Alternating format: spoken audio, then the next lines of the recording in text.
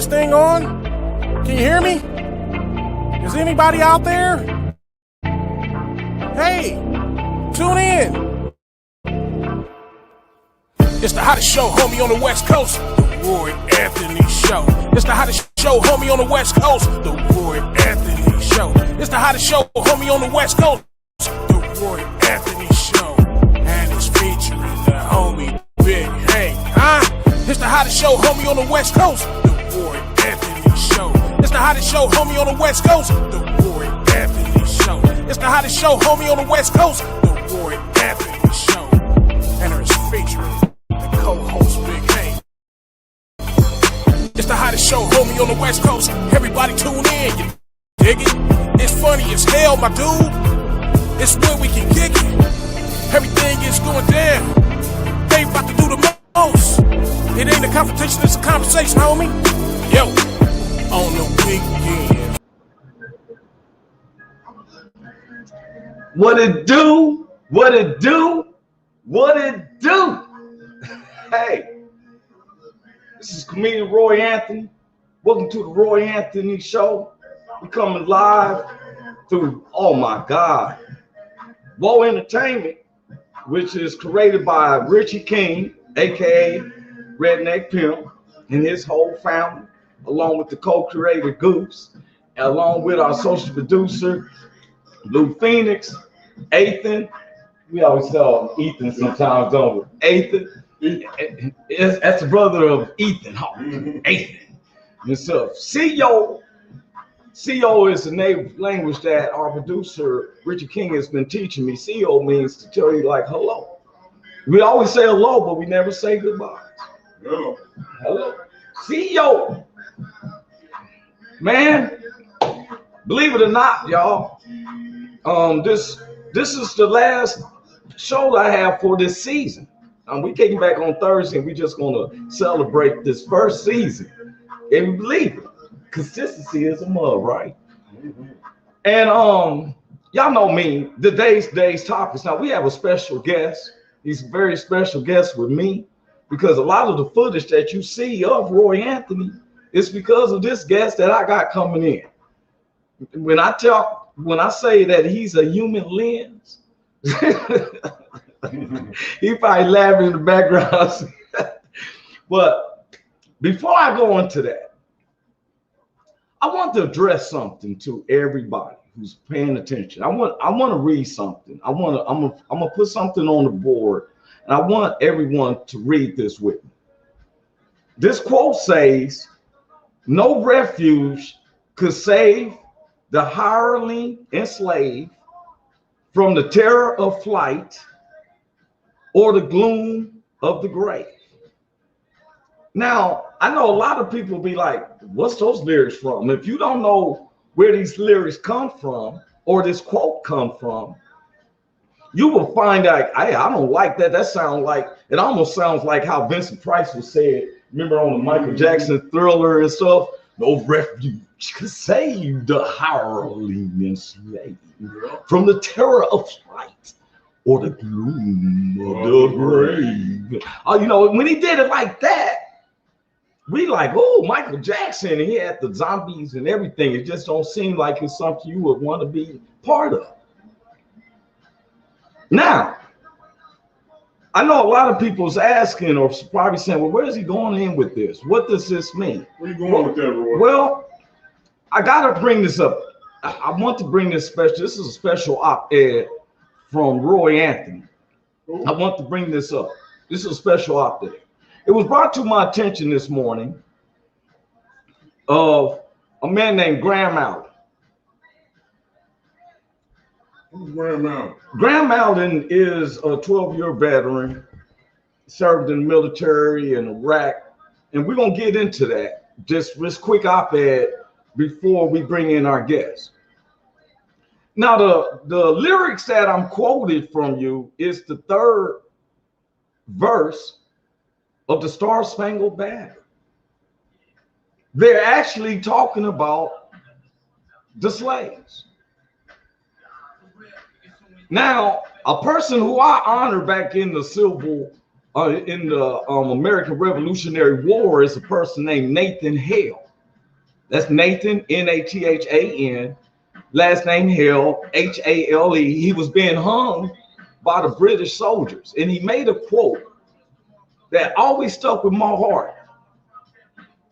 Paraphrasing him, he said, I have one life to live, before they hung him. Now, this quote that I'm showing you, no refuge could save from himself. Hireling. The hireling is a person who will work for anything. If you give a shelter, I'll work for it. So I want to bring up this special op-ed. It was brought to my attention. Let me go back a little bit. I want to speak on this. Okay. Graham Allen tweeted this.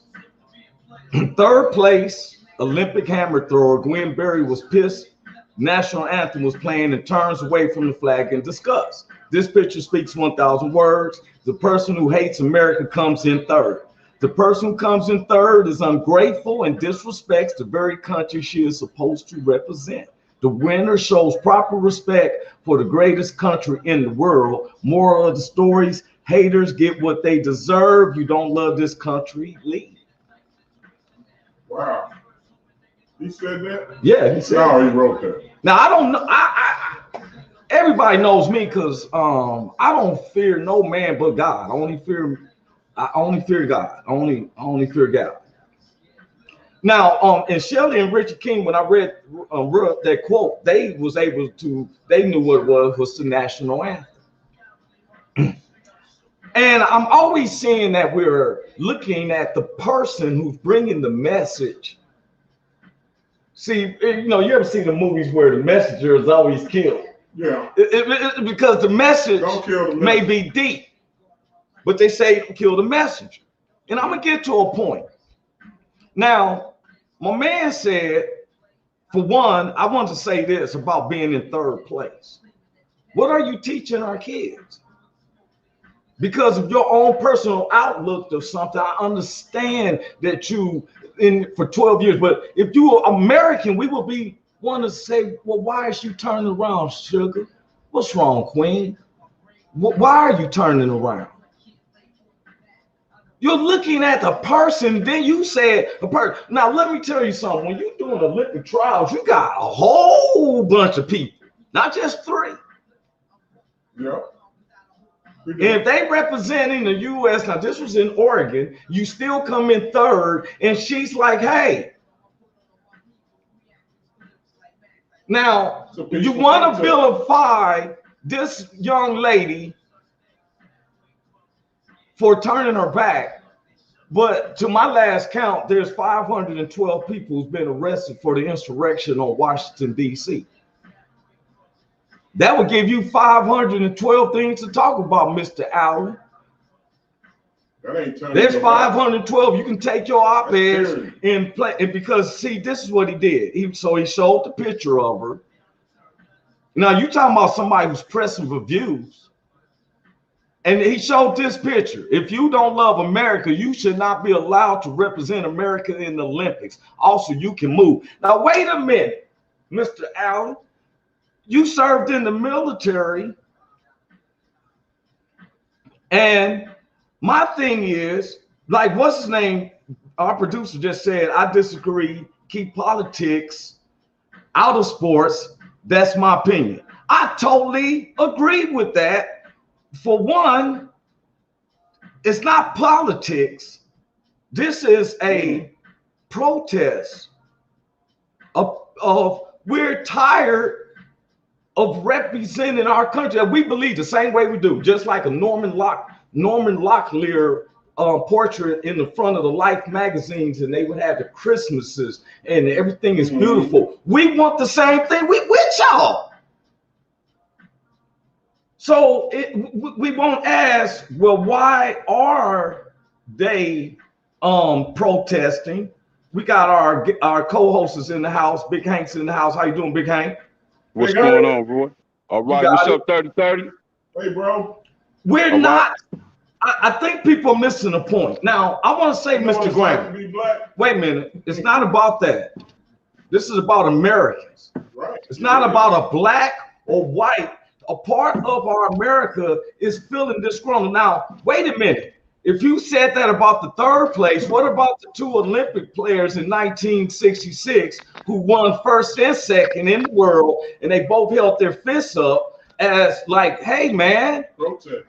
when Jesse Owens represented the Americans when Hitler said the perfect race was blue eyes and blonde hair, and he went up there and whooped him with everything. Guess what? When he came back, he was scrutinized until he got to a certain age. Still America. But we still representing America. We love our country. Still Now, America. I want to go on to this. See, that's the government. Let me tell you something, y'all. My blacks, whites, Latino, Asians who's listening. The whites that are here did not start racism. This is going to get deep with y'all. The British did. The whites that was from Norwegian and this country and that country, British called themselves the ultimate race from the UK. So they had white guys and black guys and Chinese guys in encampments working under the British rule. When the Macon Revolution hit in 1661, we all revolted together against the British. The British said, only way we can conquer this is to make the ones that look like us, because to say you was British was meant you was elite. But everybody wasn't from British. You had Norwegians, you had this country and that country that wasn't under British, but they look similar. So they said, let's take the ones that look more like us. This causes division. And we're going to say, y'all not British, but we're going to say y'all are white. Because it was easy to identify from the Asians, we were yellow mans, and blacks, which was like my man just said, they was Dutch. You had Dutch, they're not British. So it caused a divide. And when you corrupt, so some of the whites did not go along with what the British say. They took some of the whites and said, okay, we're gonna give y'all this power. The soldiers are gonna be behind anything y'all make up, any laws you come up with, because any laws you come up with, you gotta have the authority to enforce that law, which is a police or some soldiers and stuff. Now we're on the British reign, so they get some the white guys who are a little insecure with themselves because they take them to Philadelphia, and the first law that was wrote under the what they call the first American law that was wrote is that black men should not marry white women, because when you lived in the compound, all the women is looking at the man with the biggest dogs. Not saying ain't no white guys. There was some in there, but some of the short ones that want to wear them white stockings and wear a ponytail, like you know, they wasn't getting it like that. So the first law they wrote was that black men should not be able to have white women. Then it was, since we didn't have social media, the law was expanded 20 years later in 1681 that now blacks or Asians could own land, property, or own a business, and don't mess with them white women. Now, why would our laws be based upon that? So then let's move it forward. We all fought in the Revolutionary War because Crispus Attucks was the first one to revolt about paying these taxes to the British while they sitting up there drinking tea at 12. We sitting up there enslaving. We all said, forget that. We came together. A lot of the patriots was killed. It wasn't just whites, it was blacks too.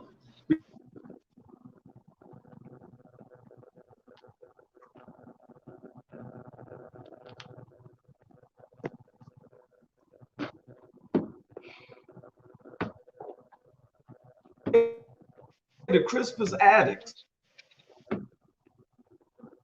Look, they said they're having trouble with it because we're hitting them with the truth. Now, I'm being honest. Now, we got to learn what causes our division. It was pressure. People don't want to die. You got the British. So George Washington and other group of men, it was blacks and whites, because in the Potomac River, when George Washington is pointing, there's blacks and whites in the boats.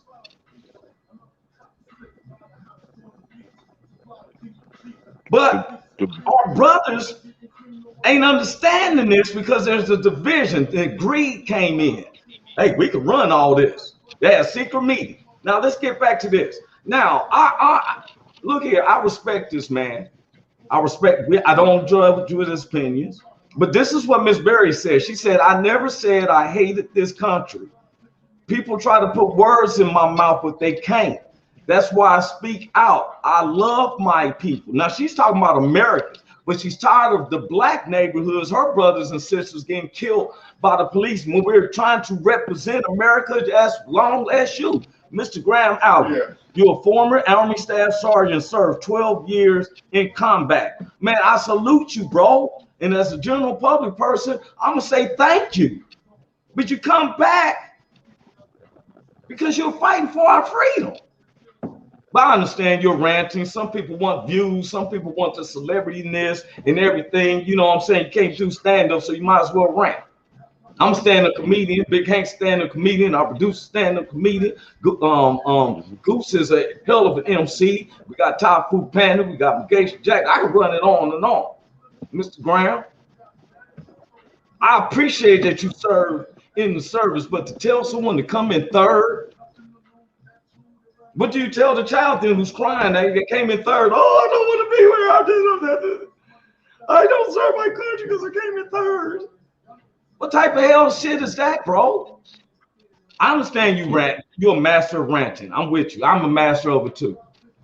But I'm a comedian. I get the bag too. I understand you got blue eyes, you're thick and all that. I feel you.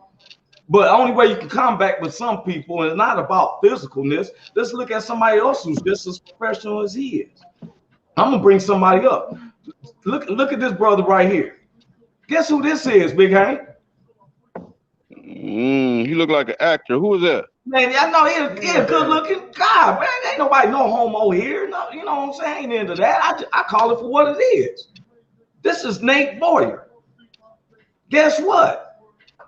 What? Now, anybody in the military, y'all let me know. Let me show you who Nate Boyer is before I say this next statement. Let me show you who he is. Mr. Nate Boyer is a 6-year Army Green Beret with a medal for combat stuff. Now, I ain't seen no medals by Mr. Allen. I'm not disrespecting him. But why am I bringing this man up? Now, let me tell you something. When people starting to see the truth, you know what they throwing it out? Making my white neighbors, my white family members feeling guilty by calling them woke. That's what they're calling them. That's their term now. Oh, they being woke. What you mean being woke? They understanding the truth because you've been lying to us. The government been lying to us. They put the police and the military police so they can kill us up and so. And then it's like, hey, woo woo, because you're lying to us. But Mr. Boyer gets it. You know who Mr. Boyer is, Nate? Who is Mr. Boyer? Okay, first let me tell you his military background. Mr. Boyer, peep this. Let me get to it. He served a total of 6 years as a United States Army Green Beret on tours in Iraq and Afghanistan. At the end of his first tour in Iraq in 2009, he was awarded the Bronze Star for meritorious combat operations. That man went in there kicking some ass. Okay. They gave him an objective like what's that? 10 of Navarone. They sent him an objective to get it completed. Yeah. I'm from the streets, y'all. Yeah. He got his man. And I got my training from the streets. Mm-hmm. I was trained by military people since I was 3. God is my witness. I got people who are friends, deep friends of mine right now. That is. They are special into training with the military. Now, this man, you can't take away from him. Bronze Star means you took care of, he said combat operation. That means you went in there and took care of some business. But wait a minute, you know why I brought him up, Nate? I mean, Big Hank, you know why I brought him up? Mr. Nate Byers, you know why I bring him up? Because why everybody criminalized Colin Kaepernick, a lot of people didn't understand is that the former Green Beret, Nate Boyer, convinced Colin Kaepernick to kneel during national anthem. I read about it. Guess what? He said he'd been through all of this stuff, but the most courageous thing a person can do is take a knee during the national anthem on a televised football game. He said that would be the most. Now, this man been in Afghanistan, Big Hank. He got a Bronze Star, and he's telling him this is the most courageous thing he'll ever see somebody do on a peaceful protest. Take a knee. Not saying that Mr. Boyer could get a group of us and teach us the stuff he know and say we want to rush the right out. But just like my man said right here, I'm gonna bring this up. That's what I want to say on this. But like my producer said it like this. He said, okay, he's one vet who doesn't speak for all vets. I understand that because we all have an opinion. Blacks was promised after the Civil War, to my understanding, they want to go on back to Africa. If we help them win the war, we're gonna go back to Africa. And they lied and said, well, we give you 40 acres in the mule. We'll work with this commerce, which see, I don't blame anybody. I blame the spirit of the devil. The devil comes to kill, steal, and destroy. It's not that black man, it's not that white man, it's not that all of this. And if you don't recognize your true enemy, then only thing we can do is stay in chaos. It's nothing but chaos, man. I'm not against neither one of them vets. They can talk about stories that I never knew, but they don't know the stories I've been through coming up from Quindaro to Long Beach Boulevard, where cats do pull out AK-47s. Everybody knows that Roy Anthony was shot with some guerrilla warfare, sawed-off shotgun stuff with 44 mags and shrapnel. The LAPD came around my bedside and said, sir, you're supposed to be dead. Big Hank, you've been shot down there. Yes, sir. Yes, sir. And look here, unfortunately, God hears me. I don't hold no animosity. You know what, y'all, I'm gonna tell everybody this before I bring my guests in. I told them it's gonna be about 15, give me 15, 20 minutes. I want to say this. At one time in my life, I became very radical, especially against whites. I'm in middle school, they showing the shows, Roots and stuff. I have a best friend. I'm looking at him like, you own me? He like, what the hell are you talking about? It was confusing. Then as I'm growing up, I'm walking home with some of my friends and the police throw us through the alley. We go through the alley, a shortcut. We playing basketball, lining us up, beating us up for what? We got the authority. Line up against that wall. This is what we was going through. While everybody was at home in their beds like Jerry Mathers and Leave It to Beaver, we up here getting our ass whooped. Then it wasn't TV, it was reality. Right. Yes, sir. We asking them what we do. Shut your ass up. For real. If you ain't been through that, how can you tell me if a woman says she's been raped, how can a dude say anything about it? You can't speak for her. You ask every woman, if any woman's been raped and stuff, that meant that someone took it without their permission. And you can't speak for her. I don't have the right to speak for her. I don't know what the trauma is. I've had women say, Roy, snatch my pants. I said, you ain't getting me caught up. You better take your shit off yourself so your DNA fingerprints is on your panties. I ain't taking nothing off. And look here, this is what our producer said. He's absolutely right. He said, I know all about that. Please think we work for them. They work for us. Rich King been hearing me talk about the police and I'm bridging the gap. I ain't mad at nothing. I'm mad about crooked cops. Because you got the chance to have a gun and you think I got a gun. I got a cell phone and you shooting me. I'm reading. Then I got all these gun laws. You don't have to have a gun. Everybody's gonna have a gun. But every time we have a gun, we get a shot for thinking we have a gun. Yeah. Or help us if I have a gun.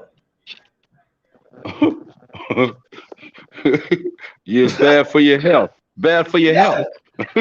Yeah. Bad Put for your your hands health. up. Hey, we have a special guest, our guest today. But before I bring him up, JD, before I bring you up, I know you can hear me. We have a special appearance just showed up. He's gonna come in for 3 to 4 minutes. But wait a minute, I'm gonna do this, man. I'm bringing JD in anyway. Hey, everybody, look here, because I got another guest hanging in the background. Mr. William Morrison, who's running for mayor of Los Angeles. He's making a quick appearance. But I want to bring in our guest today, which is this man who's been my cinematographer, Big Hank, for all the stuff people see when they Google me and stuff like that. The album I just did, it was from his production. I've been working with him. This dude's a genius, man. I've seen him put electronic tricycle together where he can actually ride this much to the store. And they didn't know if he should be on the sidewalk or the street. I ain't never seen nothing like that. I said, he's gonna invent a spacecraft next. But this man is one of the best guys with cameras, and I didn't want to hold him up any more. I know him as JD Valentine. Give a round of applause for Jaquay Valentine. What's up, Mr. JD? What's going on, Roy, man? How you doing?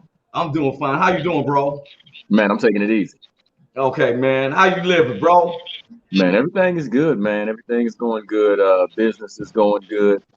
Company's growing, and things are pretty busy right now. Man, tell the people your name and what you do, bro. I didn't say your title because you be all specific about it. It is this. Yeah, I do. So my name is Jaquay Valentine. I go by JD Valentine. My company is the Labnificent Media Group.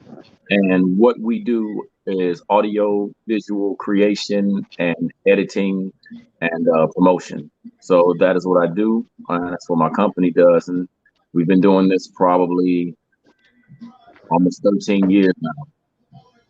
Righteous, man, righteous. And I know him personally, y'all, because we have worked where I'm in front of his camera lens, from headshots to my comedy.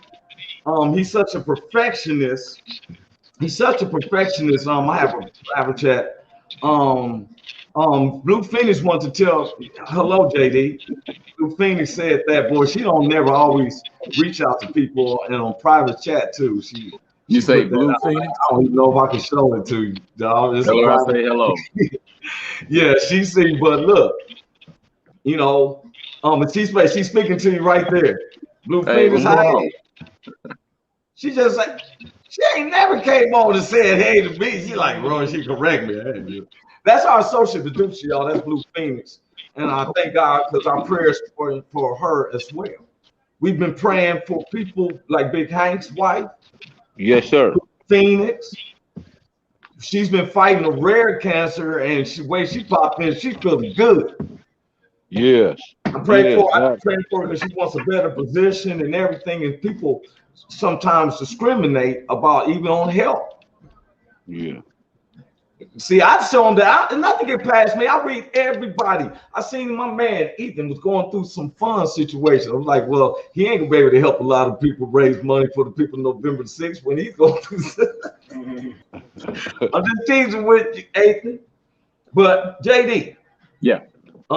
Before we go farther with you, bro, we have a special guest who wants to come in. Everybody knows that you was gonna be on today, but we actually have the candidate William Morrison. William Rodriguez Morrison, who is running for mayor of Los Angeles. Now, I want everybody to understand this.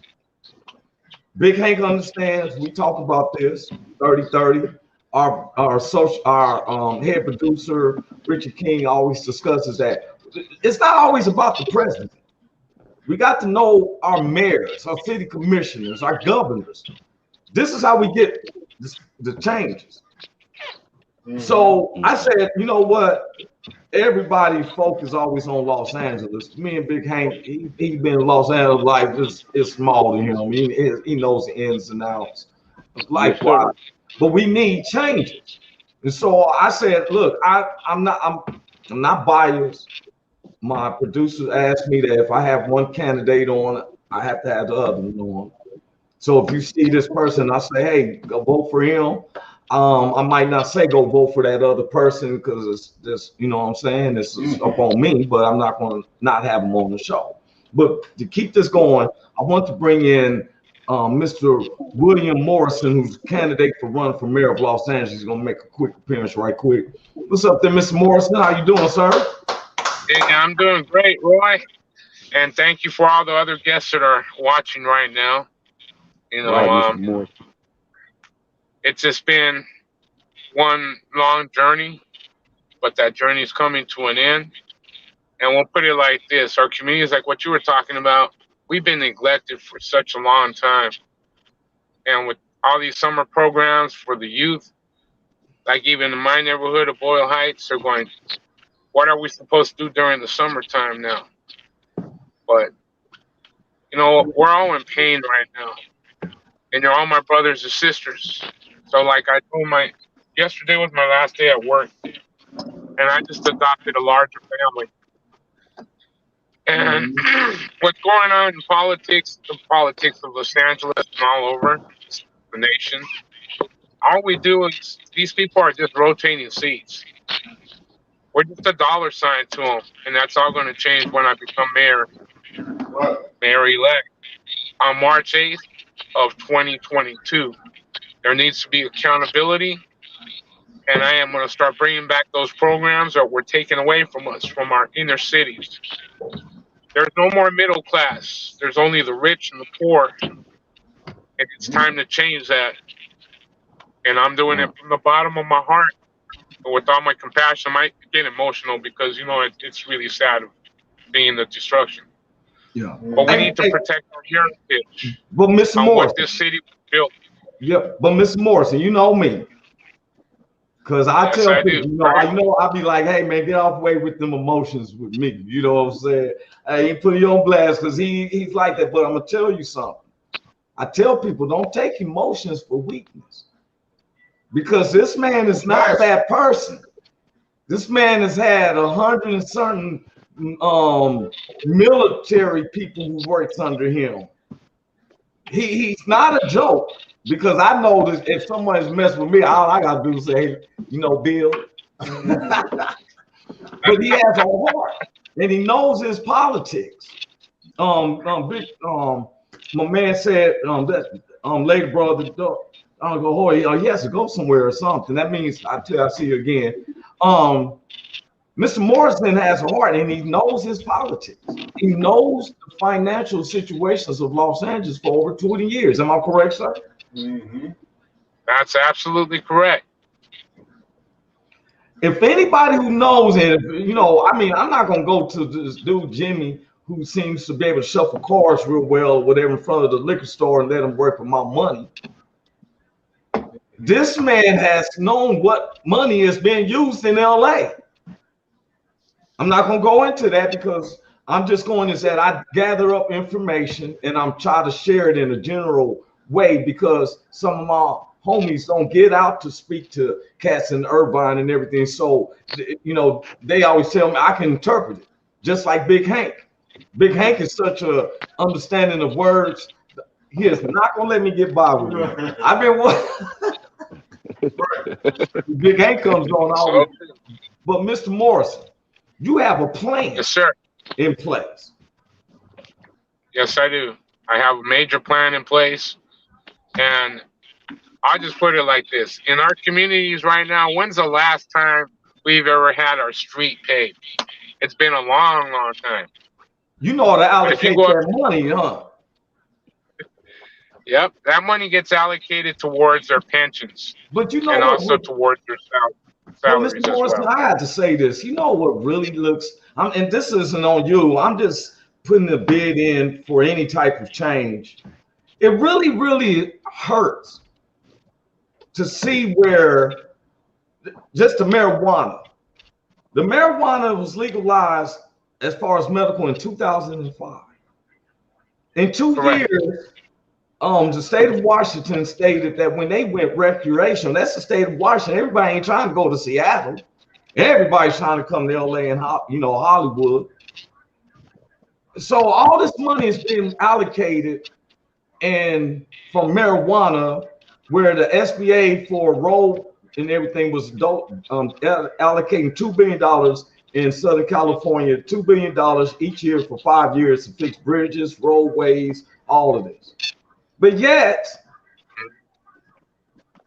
the application is $25,000, non-refundable, $150,000 for the run of dispensary, when we have almost right now over 45,000 Blacks and Latinos that are in prison for marijuana charges, even though they reduced them from felonies to misdemeanor.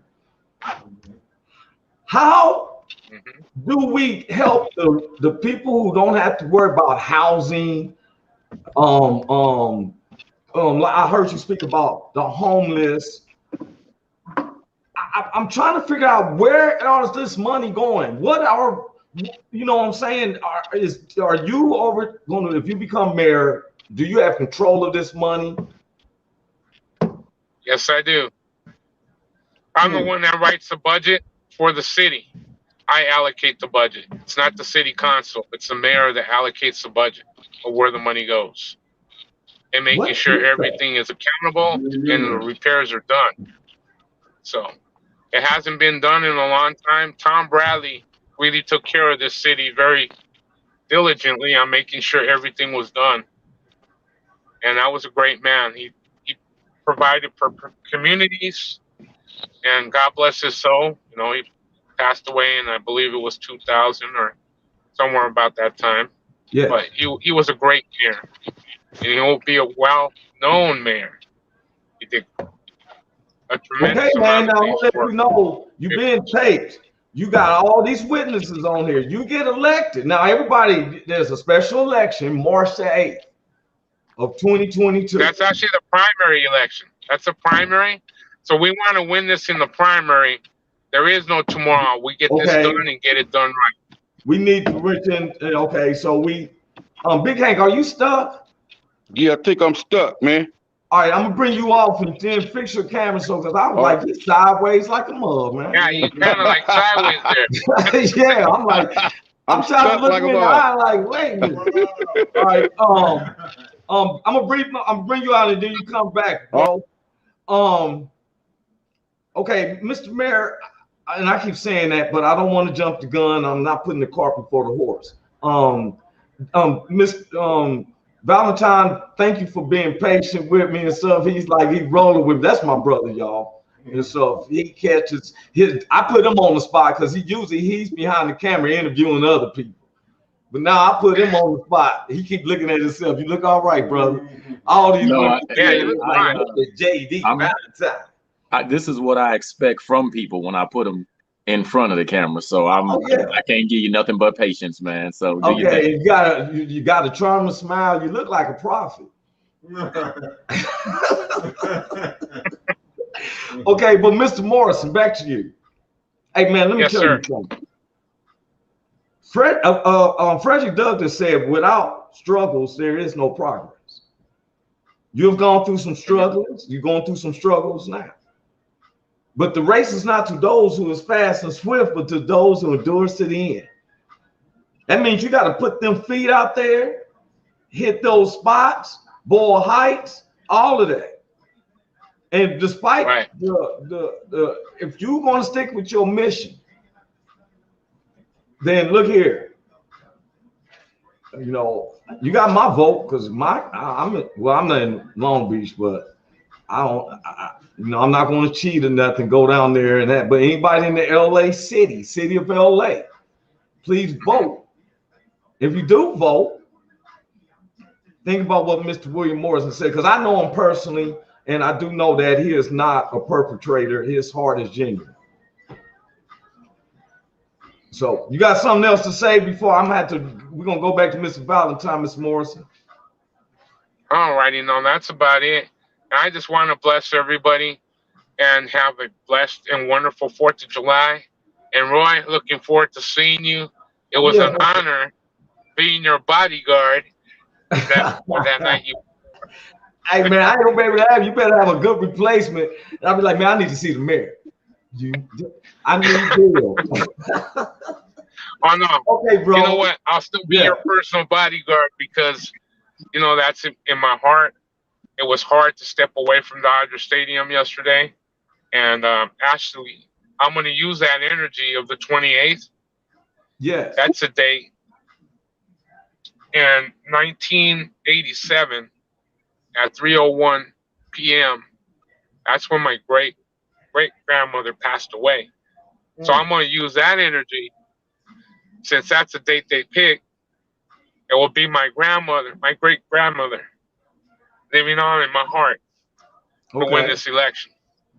Hey man, well, God, you got deep roots with God, so you better go with God first. Don't never. I understand your grandmama, but put God first. Exactly. Yeah. So. And I got to thank God too, because in my lifetime I've had 4 bad car accidents, 3 heart attacks. I was revived in 2005. My heart stopped for 2.5 minutes. Wow. And I have titanium stents. So I'm still here, and there's a reason. It's because of the man upstairs. Well, we don't want them to wonder that if you're going to be in there, you're going to be taken out. Just tell them you're in good shape. You can leave. We don't want them like, man, that man maybe. Get that budget right before I just messing with you.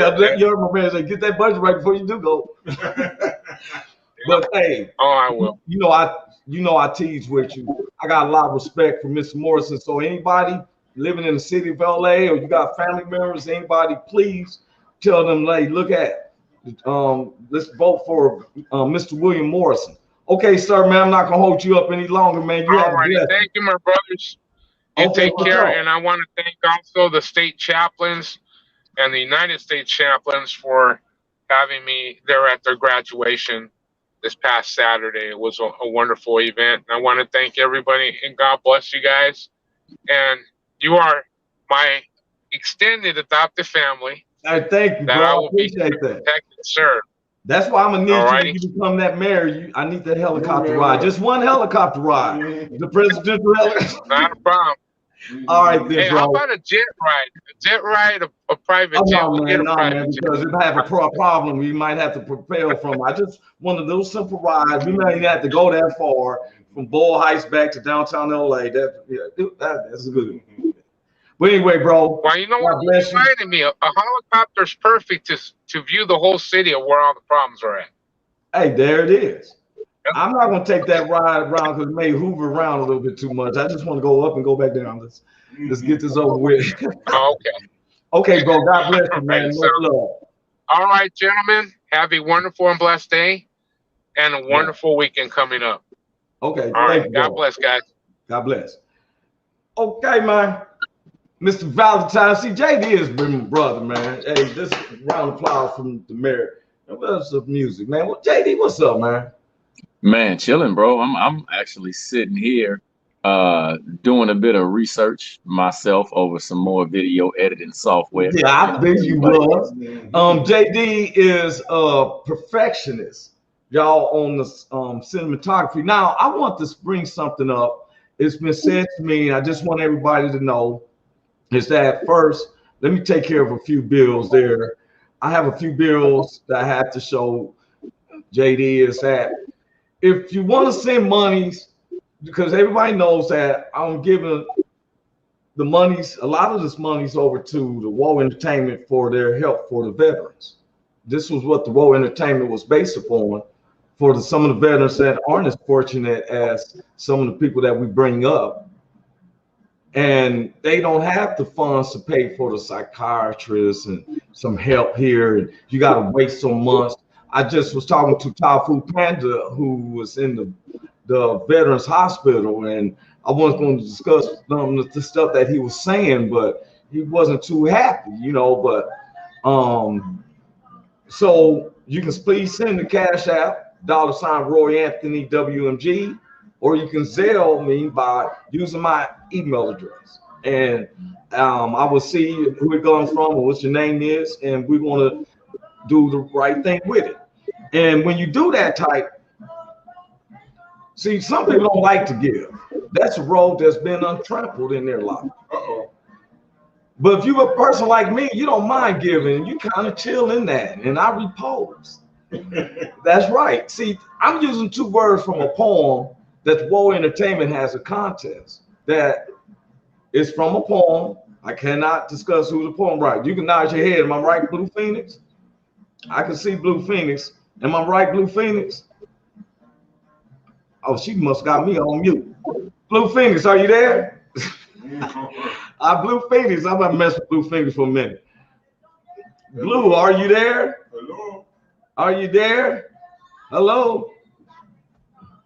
I'm talking to Blue Phoenix, that's our social producer. I was saying that I used some words. You see them up there, right? Untrampled and repose. It's the words that I've been using. Now, Big Hanky is usually on, and we be laughing about how the words is used. Now, we also have a contest, and we're going to that contest. And the contest is called Keep a Straight Face. We're going to be kicking it up right after the 4th of July. That first Tuesday after the 4th of July, I give that date. If you can come on and you can stay on and listen to 4 jokes, question jokes, then oh, okay, no problem, Blue. She was taking care of some business. I was just saying I use those words, my words, right?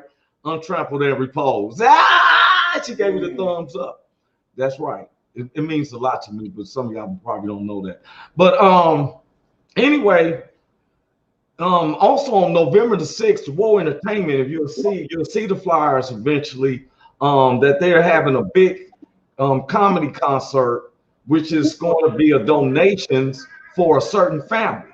They're going to be able to somebody's gonna win a car, money to pay their bills, and gifts for the kids at Christmas. If I'm wrong, somebody stop me. Nod your head, Blue Phoenix, am I right? November the 6th, I get more information about how the show is going.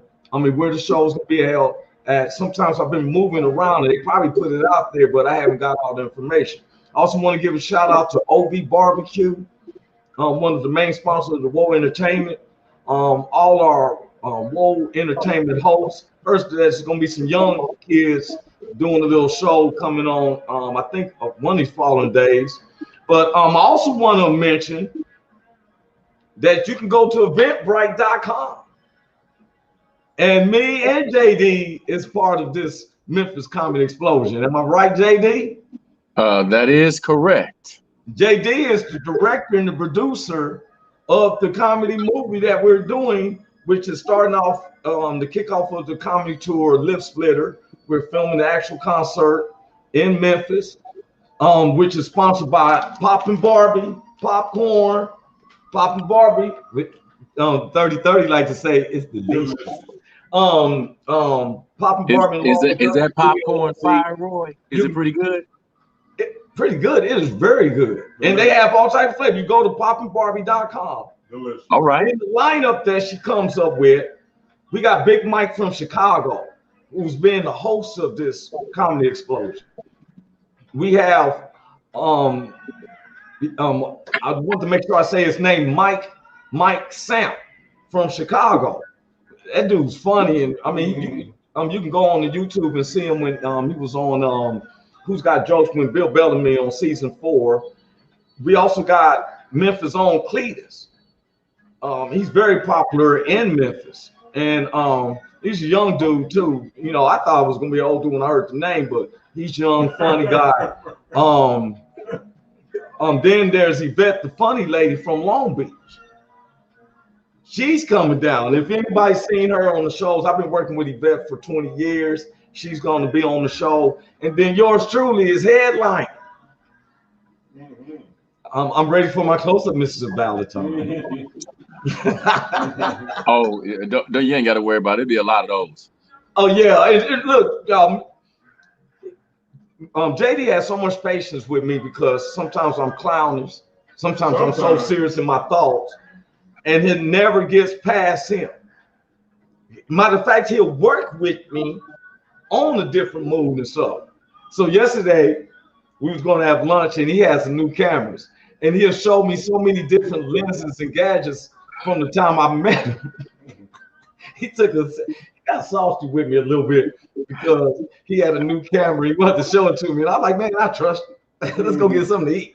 So later on, I told him, I said, hey, did you hear that radio spot? He said, just as much as you want to see my new camera. Hey, you ain't want to look at my equipment, but you wanted me to check out your piece though. Like, so I was gonna be like same time, same time. Yeah, I apologize. I'm letting everybody know because this man knows his camera work. When there's something, he does depositions for lawyers. If the pay is right, he'll do your reel if the pay is right. And if you don't mind, brother, if I can put in a plug for myself, man, if anybody wants to check out my work, you can go to the Labnificent Media Group on YouTube, Facebook, or you can go to the labnificentmediagroup.com or just Google at the Labnificent Media Group, and all of my work should pop up. But you say it so fast, like they be like, did he say Labnificent? You said Labnificent. So instead of saying magnificent, you saying Labnificent. I'm saying Labnificent. Media Group. I came up with that name, man, just to give people a little bit of history on the name. My company, the Labnificent Media Group, came to be around 2011 because I was shooting video as an independent, right? Just as an independent man. So people would hire me. And I was just getting freelance rates. And then I figured out or found out how to set up a business, an LLC, the whole 9 yards. And the whole thing with my company was to get together with other independents and then form a coalition of independent content creators. Yes, I understand. But it didn't work out. And I kept the name. And I just moved ahead. But you've been making it work for you, though, because I've seen all those certificates and business licenses that you had. Mm-hmm. And so, man, and what else?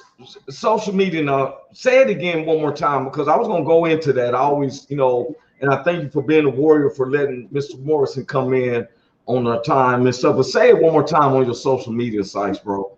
All right. My company name is The Labnificent Media Group.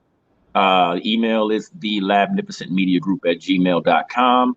And it is The Labnificent Media Group at YouTube, Facebook, and we do have an Instagram as well. I'm usually on YouTube and Facebook a majority of the time. Okay. But you're so popular, though. All you think you got to do is put out a homing pigeon and say, I need JD Valentine. Somebody's going to get the word to you. It'll come back. And he is a stableness. And I'm going to tell you something about JD. He is a stickler. If you hire him, some people limit what they do. They measure you on like, oh, he only gave me $50, so I'm going to give him the $50 deal. That's not JD. You pay him.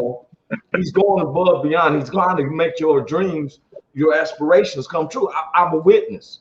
He's done it for me. I paid him. I've done headshots with him. He has all the screens, the blue. You want the green room. You want the blue room. He's going to make it happen. So his equipment is very expensive, but he'll bring out expensive equipment. 30-30. He brings out expensive equipment just for mediocre stuff.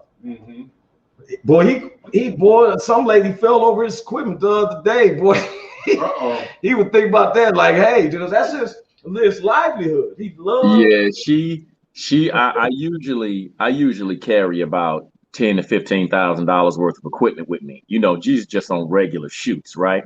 Yeah. And man, I got my laptop costs a bit of bread, and this woman fell right on it. I thought it was broken. I was about to pop my top, but you know, like wait a minute, he said, the lady up there, where's my lady? She kind of rolled over to the side. You know, it wasn't a direct impact where it was like, wow, when she fell on that mug. It was kind of like her weight rolled over halfway. Not on the tripod too. No, man, my tripod stand up like Shaq. That thing ain't going nowhere. But it's just everything else. Hey, wait, 30 said, did you ask her was she okay? Or did you say get off of that? No, I just let her roll over to the side because it wasn't really about her. You know what I'm saying? It was about the equipment. And I don't want to sound like that, but you saw it there when you was falling. You know, before you fell, you knew you walked in front of it. So, you know, this is a Geico commercial. Do they cover that? Man, look, I'm gonna tell you this, man.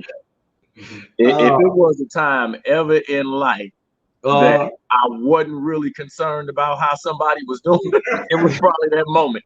You know. And look, this is probably just about 2 days ago. I did a comedy show here, man, with a bunch of pretty popular comedians, all female show, man, all female comedians. I seen that. You had Sean Hill and Janelle from Kansas City. Is that the man? The Goofy Girl, Sean Hill, Janelle Banks. It was a pretty decent comedy show, man. And it was the first time that all of them had done a show together, man. It was pretty good. Pretty good. Hey, bro. Now check this out. We're gonna get it going because we didn't know the mayor was gonna come in and stuff, and I know you get busy and stuff. And hey, look here, I want to do this. You know, okay, if you have watched my show, and those who have watched my show, that I have our celebrity matchups, right? Now you've seen that. I know you've seen it. Now what it is that these are celebrities that aren't not couples, and they're not expected celebrity offsprings. Now, what's that saying is that I take two celebrities, I put them together, and their child is celebrity. But you got to guess who you think their child is going to be. You with me? We'll see. Let's. This is new to me. Let's go to my first couple. And I mix it. In my world, there is no black and white, nothing. You feel me? I'm mixing like, hey, I see for what I see it as. Okay, so my first couple. I'm gonna get my stuff together here. My first couple. Oh God. Boosie Badass. He's an American rapper, screenwriter, actor. I like that one song. What's the song with Robert Hill? I forgot that name of the song. But Boosie Badass, and one of his artists just died not too long ago. But I like Boosie Badass. So we said, well, we take Boosie Badass. And we mixed him with, mated him with Christina Aguilera. Now, Christina Aguilera, she's an American singer, songwriter, television personality, and Grammy Awards winner. She done won 5 Grammys, JD. Wow. Yes. Now, what if we mashed Boosie Badass and Christina Aguilera? Who do you think their child would be? The rapper Mulatto. That's a good choice. Yeah. That's a good choice. But I had their child being Little Bow Wow. Oh, yeah. Hell no, man. American rapper, actor, and television personality. He was discovered by Snoop Dogg. You know what I'm saying? I remember that. That's a good one, right? I remember that. Here's my second couple. There's only 3 couples. Couple 2. Chuck Norris. Oh, buddy. Man, he's an American martial artist, actor, film producer, screenwriter, served in the U.S. Air Force. Man, I loved him in that movie, Good Guys Wear Black, when I was a kid. I liked that, man. He jumped through that windshield to get. Yeah. You know what, bro? I'm going to tell you. He fought Bruce Lee, remember, in the Chinese Connection. Yeah, I always like seeing him die in the game of death. That's like my favorite scene for Chuck Norris, just watching Bruce Lee. Well, no, it was a game. I think there's Chinese Connect. It wasn't Game of Death. It wasn't Chinese Connection. It was Return of the Dragon, I think. Yeah, that's it. Return of the Dragon with Bruce Lee. But that's the way he killed, because he kept wanting to fight him. He remember Bruce Lee broke his arm, then he broke his leg, and he finally like, okay, you want to keep had to break his neck. Chuck Norris was hard on him, right? Yeah. But I liked him in those POW movies when he went against all the odds and go out there. And I think he was the first one to start bringing attention about a lot of POWs out there too, man. But I said, okay, what we put Chuck Norris, American icon, and you put him with Fergie. Where my man go? JD Valentine, where you at? JD Valentine done dropped off for a second. He'll be back in. Oh, there he comes. He's coming back in now. Okay. And, I end up pressing the wrong button. My bad. Let's get back to Chuck Norris, bro. Bro, ain't there. You there, bro? Now this is thing messing up. That's just the streaming sometimes. You there, Jack? JD, you back? Can you hear me? We back. We back to truck. We back. Okay. So I got Fergie. Now, I can't hear you, Roy. Okay, you hear me now? You can't hear me? I can't hear you, bro. Unmute your mic. I'm gonna go back. I'm gonna go out and I'm gonna come back in because I can't hear you. Come out and come back in. Okay, come on, man. I'll give you a chance. We had disconnections. Some of the people was messing up. It will sometimes happen with StreamYard. They cannot hear things ship out and backing works. Okay. Thanks, Blue Phoenix. She was explaining to me this. Everybody, sometimes this happens, you know, and somebody come in. Can you hear me now, bro? I can hear you now. Our associate producer said sometimes this happens. It'll be a glitch. Sometimes people jump in late. Now, what I did was we took Chuck Norris and I put with Fergie. Now, Fergie is an American singer, songwriter, actress. You know, she became very successful as a member of the Black Eyed Peas. You know, where is the love? Okay, I see Blue Phoenix. Donna Hoy. She knows what I mean. Donna Daga Hoy. That means until I see her again. But what I said, what if we took Chuck Norris, put him with Fergie?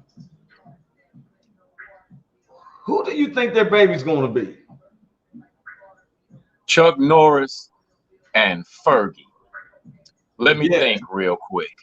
Okay. Keanu Reeves. He said Brad Pitt. You said what? No, that was 30 said Brad Pitt. Who you say, JD? I say Keanu Reeves. Keanu Reeves. You know what? Nah. No. Kid Rock. You know what? That's actually pretty good, bro. I like that. Yeah. You see actually pretty good. Sometimes he's known as Bobby Shazam. American rapper, disc jockey, singer, songwriter, musician, and record producer. Yeah, he made a lot of money from mixing hip hop and country together. I like Kid Rock. I don't know about others. He made a lot of money. He's from the D. Yeah. But man, he's an entertainer though. I like his style. I mean, that's the way he came out, right? Okay, here's I like the way he came out, bro. But he just transitioned and went all the way left though. He went somewhere else. Yeah, well, I just deal with the older. Sometimes we always deal with the older person. You know, the older works that they did. Then we do sometimes with the newer work. Okay, here's our last couple. And my man ain't even around. Big Hank is not around. Couple 3. Kareem Abdul-Jabbar. Wow. American former pro basketball player. You know, he had 20 seasons in the NBA. Oh, and movie star. And the Los Angeles Lakers, man. Yeah, and a movie star, bro. Remember, I didn't want to bring up his old name, but you wanted to bring that up. His name is Kareem Abdul-Jabbar. He want to bring up his old government name. Oh, you talking about Lou Alcindor? Yeah, there you go. You had to say it too. Both of y'all had to say it. His mama named Lou. His mama I called you by your name. Yes. So I said, what if we match Mr. Jabbar with Mia Hamm? She is an American retired pro soccer player, 2 times Olympic gold medalist, 2 times FIBA world champion, right? Champions with champions. That's a champion with champion. So I said, if you brought Kareem Abdul-Jabbar, NBA champion, with Miriam Helm, who do you think their child will be? Tall. You want me to go? Yeah, who you think is gonna be? Who do I think their child to be? Okay. This is probably the most difficult one right here, because he's 7 feet tall, and if he's 7 feet tall, you know the woman's gonna have to be a pretty large woman. So I'm gonna say Lisa Leslie. Lisa Leslie, that's a good pick. Who you got? 30-30?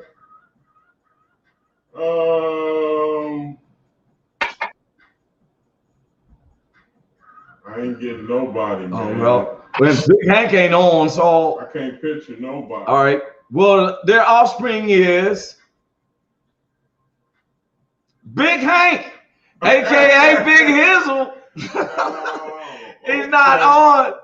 Big Hank, who is a professional comedian, rapper, still hold records at USC as the #1 receiver. Okay. Hey, if that's the offspring, he took after his daddy. That's what I'm saying. You know what I'm saying? But that challenge, he ain't even on. His camera messed up. He'd be laughing like mother. I'm gonna send him a clip.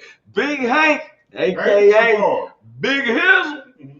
All right, man. That's we always break up the monotony with our celebrity, celebrity couples and offsprings. Now we're gonna get real quick because we ain't gonna hold you up longer, man.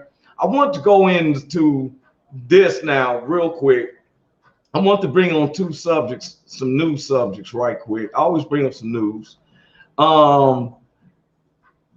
This is what we call Roy's News My Way, right? We're going over some news, JD, and I just want you to know anything that I say represents what Roy Anthony says. It doesn't represent the Woe Entertainment. I don't speak for 30-30 or JD Valentine. When you get his work, don't be asking him about, hey, how's Roy? Like, he ain't trying to talk with you about that. He's trying to talk with you about the work you got to do with him. You know what I'm saying? Because he's a professional. Please look to hire him on a lot of, if you want to be real work, he'll work with you. He's reasonable in certain ways. But am I correct, JD? You can interrupt me anytime. No, bro. I mean, you're right on. This is what I do, man. I've worked with celebrities, and I work with the common man. You know, my pricing structure doesn't change because of who you are. You know, my bottom of the barrel is the bottom of the barrel. My max is my max. So if you can afford to pay the max and you want all the bells and whistles, that's what it is. If you ain't got nothing but the bottom of the barrel, that's what you got. But the image quality will be the same across the board, and the production quality will be the same across the board. It just depends on how much of it you get based on your budget. Okay, now let me ask you this, man. You have kids, right? Yeah, I got a couple of them, bro. Okay, now how old are your kids? I got a daughter. She's 16. She'll be 17 this year. And I got a son. He's 12. Okay. Now, this news is going to trip you off. I got two quick subjects. This first news. I call this first one, this is a damn shame. This is the name of it. You see, I got 3 exclamation points, right? 11-year-old girl reportedly becomes UK's youngest mom to give birth. Wow, I'm surprised that's even possible. Now, first, who the world is messing with these kids, man? What's a trip? Okay, look. You know what, bro? This is real touchy right here. Yeah, she's 11. From all aspects, because that's.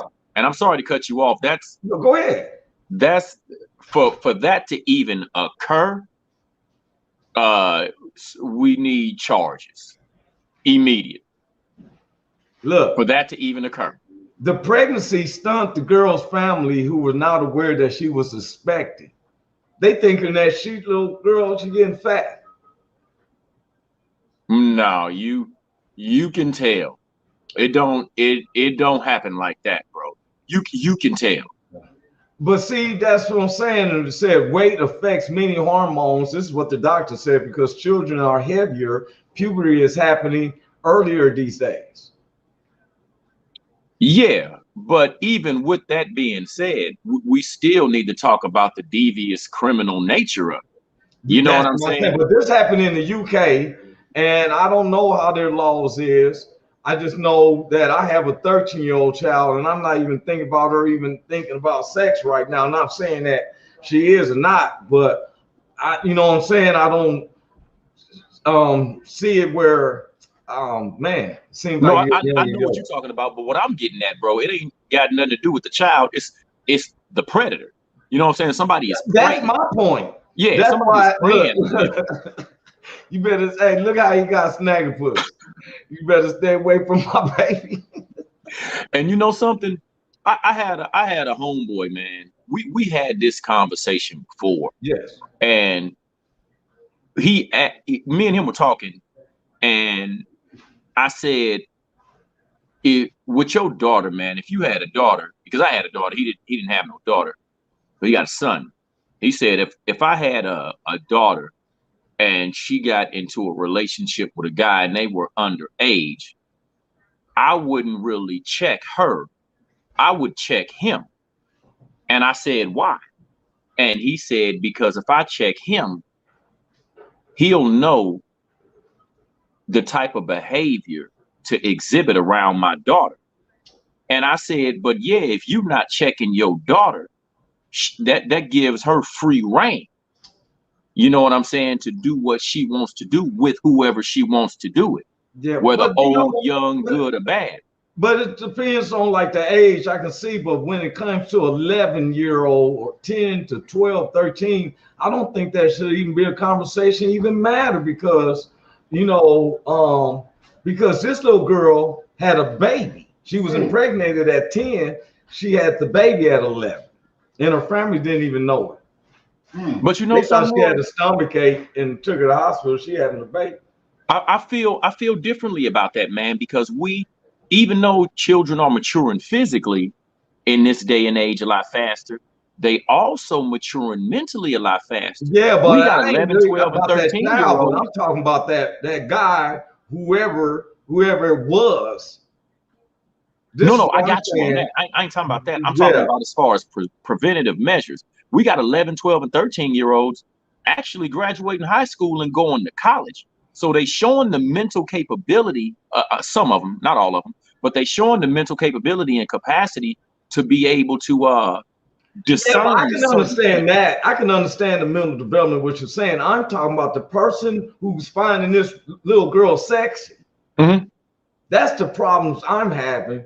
I can understand I'm talking about the ones where I've seen the FBI things where they act like they're a little 12 or 13-year-old and they put it on, oh, I'm at home by myself, you're gonna come visit me, and it's a sting so they can man, look here, I lived across my house that they did this sting, right? It was in Long Beach, and they was arresting they put it out the little girl. She was like, she's not a little girl because it's fake, but they were saying I'm a little girl. She was 13, put up the fake picture, and like I'm at home by myself, my parents is gone. You know how many cats they arrested coming up to that house? A lot. About 30 some people before I had to leave. And I looked on the news and it was like a couple of them was some city commissioners, business owners, and all that stuff, man. It was like really sick, man. But I'm gonna go to the last part real quick, man, because I'm not gonna hold you up. I want to bring this up.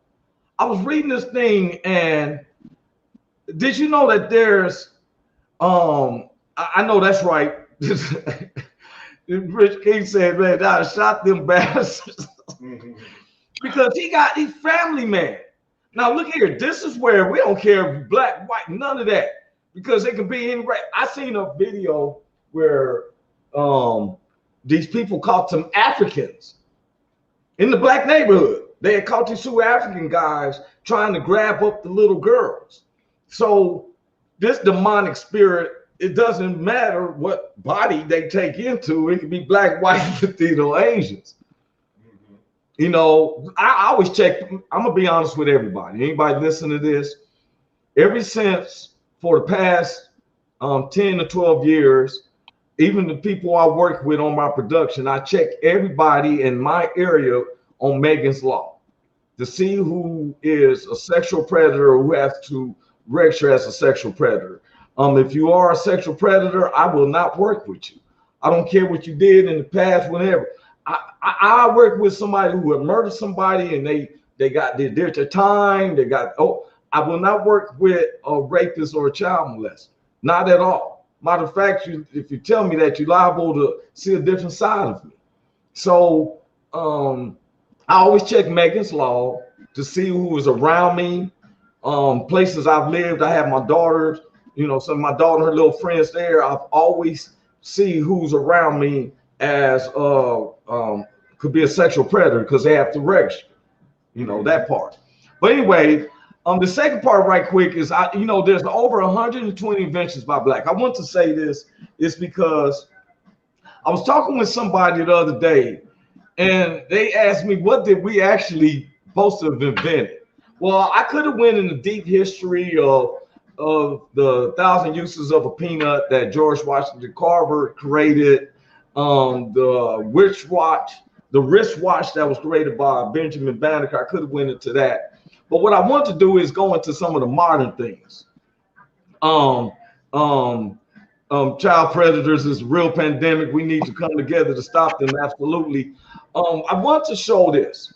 I want to show different little inventions that has been created by Black inventors that we use today, from the lawnmower to the tractors to the cotton gin, which was created by Eli Whitney.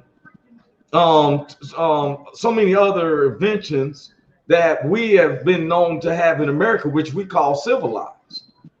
And this is considered, we live in what we call the civilized world. The flow of the center line of a street to a 2-foot gutter, curb and gutter, is a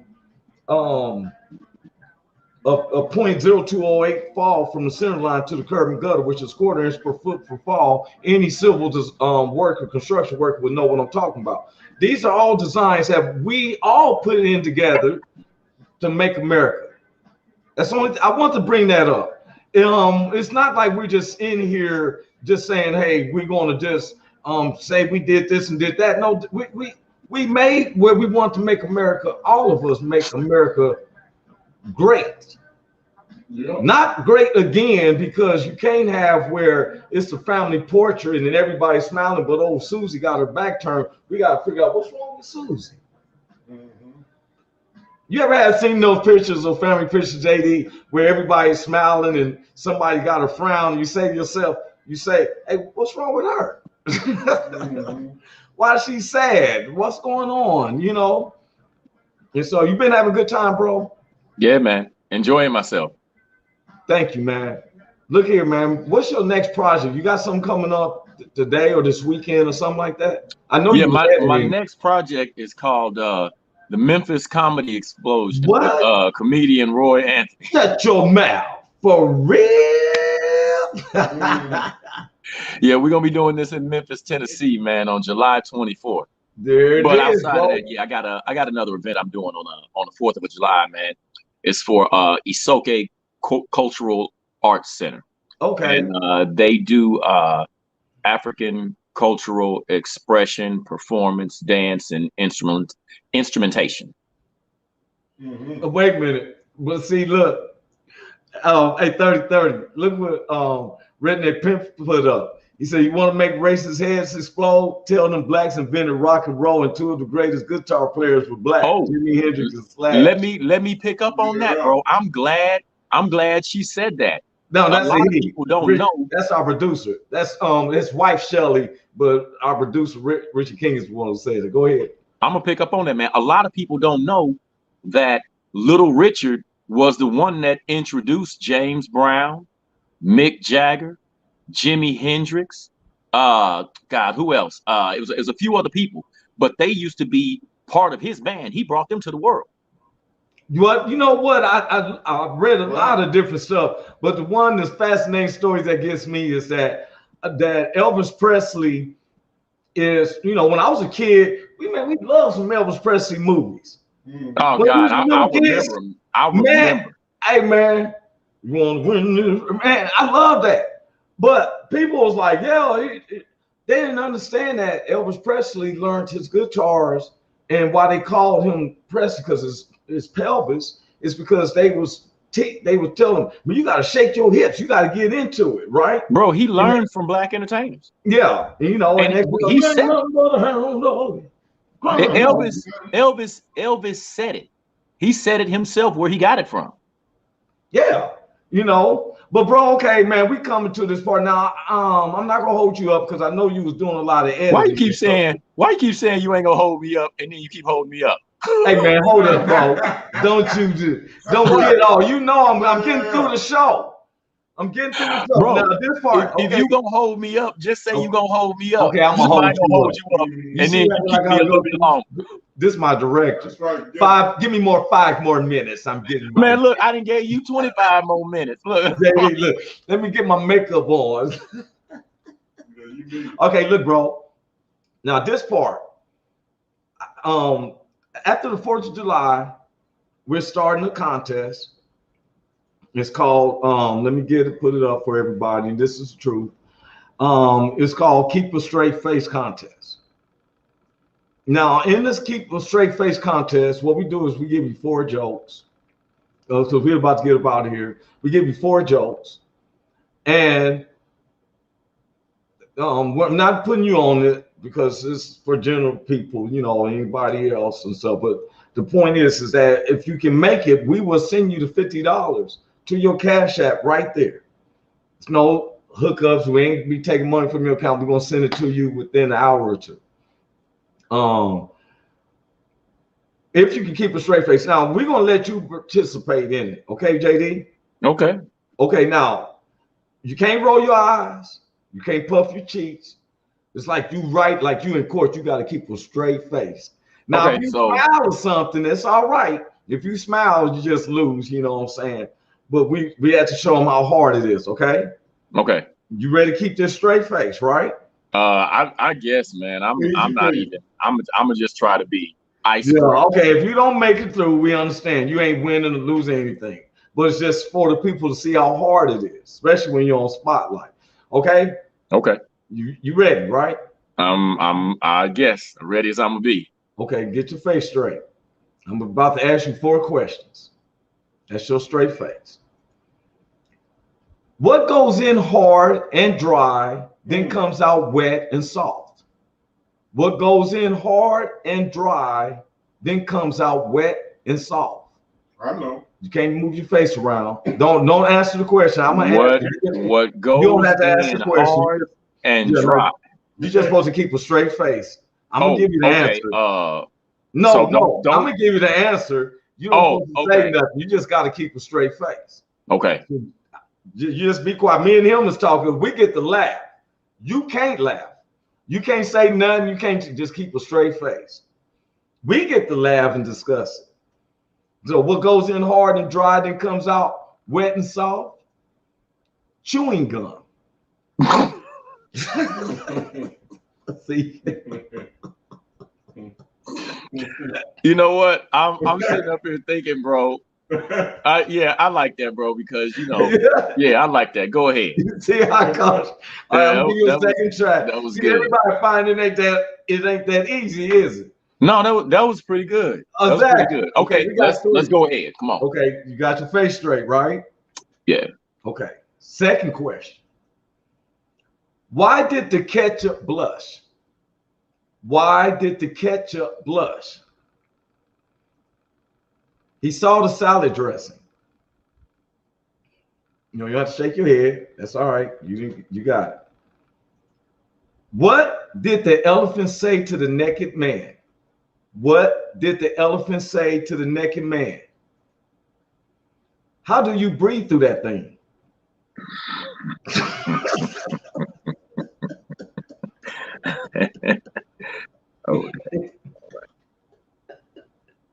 Okay, here's the last one. What did one toilet say to the other? What did one toilet say to the other? You look flushed.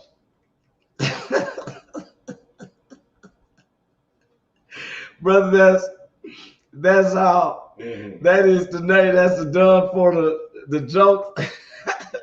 Okay. Now, say you fell That first one was killer. That first one was killer. I gotta give it up. Okay. And the second and the fourth one wasn't like that. The first one and the third one was killer. And that's why we do it. We mix it up, and we're gonna make it hard for people. I know a lot of people's like, man, what's up? My man said, okay. Anyway, bro, not gonna hold you up. I know you got a lot of. Oh, and this time I'm not holding you up. You about to get out of here. You don't have to go home, but you gotta get out of here. Yeah. Hey, look, I'm about to. I'm late now. Okay, bro. I thank you. Hey, man. God bless JD Valentine. Look him up. This is the CEO for Labnificent Media Group. I said it correct. The Labnificent Media Group. The Labnificent. The Labnificent Media Group at YouTube. The Labnificent Media Group at Facebook. Right. The Labnificent Media Group at Instagram. And the Labnificent Media Group at gmail.com. Anybody interested in booking me for any of my services, you can even give me a call at 816-425-1399. I'm always online, and my name is JD Valentine. Well, watch out now. That's a way to exit. I like that. JD Valentine's in the house. Good. Hey, man, look, I have so much fun with him. We know how to work with each other. We did mention that we're having a big comedy bash. I think Richard King had probably stepped out for November the 6th. We're having the Woe Entertainment is sponsoring a big comedy bash November the 6th. 6 comedians, 1 band. This is where they're gonna give a family a car, money, and some gifts for their kids, for real. And I love the Woe Entertainment. You know, I don't say this enough. I'm grateful to God for what he's done for me. I may not been in some of these wars that I hear from the veterans, and I love talking with them, but I can share some of these wars I've been through in these streets. I was a heathen out here, man. Really? Yes, I was. By the grace of God. Grace is an unmerited favor. I'm not like I was. I'm not where I want to be. Amen. But thank God I'm not where I used to be. You feel me? Amen. And I thank God. I give a shout out. Man, you could be putting some music in there. You know what I'm saying? Because guess what, y'all? It's the end of my first season. I've been grateful. I met some good people along the way. Richard King, his family, Michelle King, Goose, his family, Blue Phoenix, her family. God bless her health. My man Big Hank, Big Ski, Michael Netherly, Rockbox, and nephew Michael. Special want to give a shout out to my mother. I love my mother. Love my brother David Lips down there in Florida. It's you know, I had to ask him for forgiveness over some stuff that I thought. Want to know that Richard King still sucks sometimes.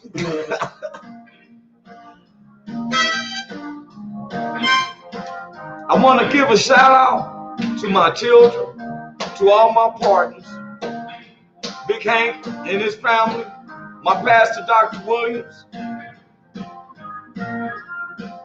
This is how we going out. At the end of the first season. Thursday, we celebrating. And don't forget about my Clippers, Big Hank.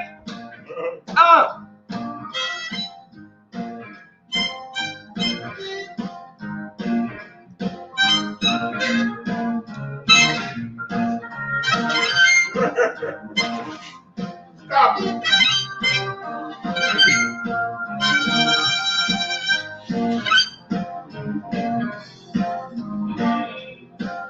We out of here, man.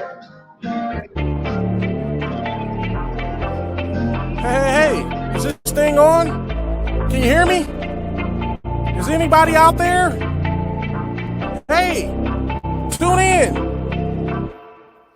It's the hottest show, homie, on the West Coast. The Roy Anthony Show.